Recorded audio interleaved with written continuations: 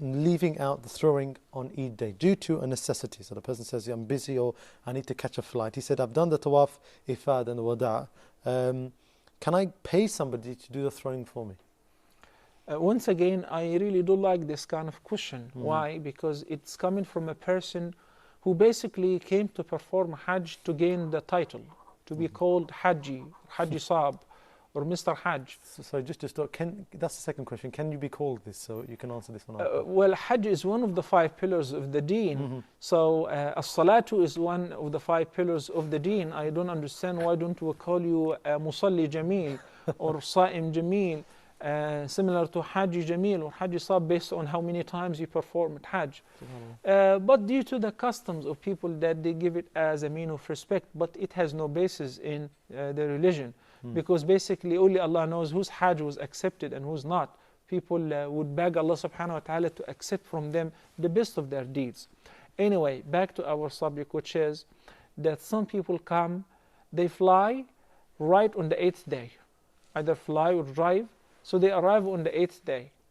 Some even arrive on the 9th day. Somehow, I don't know how they do it, they just go to Arafah, and after the day of Arafah, they go through Jamarat al-Aqabah al-Kubra, and they leave right away to perform Tawaf al-Ifada, Sa'i, then they take off. And they appoint somebody else, one of their employees or one of the poor people.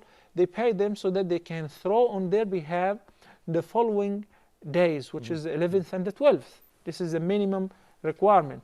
I say to them that your Hajj is incomplete. You came to perform Hajj, not to take a tour.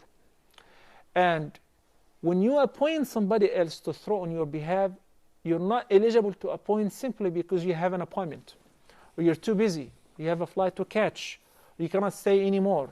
You're only allowed to appoint and eligible to appoint somebody else or to make tawqeel for somebody else to throw on your behalf if you are incapable, if you're physically incapable to throw on behalf of yourself, and you still have to be in Mina during this time. You cannot just take off and say that, well, I am physically sick and I let somebody else throw on my behalf. May I leave now? No, you have to be there yourself. Accordingly, if that person left without throwing and he appointed somebody else, he fell in several violations. The first violation, which is leaving, spending the nights in Mina. And that requires a penalty or a fidya, to slaughter a sheep or a goat, to be slaughtered and distributed in Al-Haram, among the poor people. Second, there is a fidya for not throwing the stones, similar to the first fidya. Third, the person left without doing Tawaf al-Wada'. I understand that you might suggest that, but he just did Tawaf al-Ifada and left afterward. And we earlier said that if the person postponed Tawaf al-Ifada to be the last activity, even if it is followed by Sa'i, then he leaves right away, that should be sufficient for him or her, and they don't owe another tawaf for al-wada' or the farewell tawaf, because the purpose of the farewell tawaf is to be the last thing you do, which is making tawaf around the house before leaving Mecca. I say, even if that person performed an independent tawaf al-wada', this tawaf is invalid because it was not done on the proper time. What is the proper time? After finishing the course. This person did not stay a single night in Mina, did not throw any stone on the 11th nor on the 12th day. The minimum requirement is to spend the night before the 11th and the night before the 12th. Then you are eligible to leave before sunset of the 12th day of the month of Dhul Hijjah. So he did not do any of that. So anything which was based on that is invalid as well. So there is a fidya for skipping al-biyat in Mina, or al-mabit in Mina. There is a fidya for skipping Ramyul Jamarat. And there is a third fidya for not doing Tawaf al-Wada'. And the person is urged to make istighfar and tawbah and ask Allah subhanahu wa ta'ala to forgive him, because he is belittling this act of worship and he's not behaving properly, as the Prophet sallallahu alaihi wasallam said, "Khudu anni manasikakum." If you're too busy, don't come this year.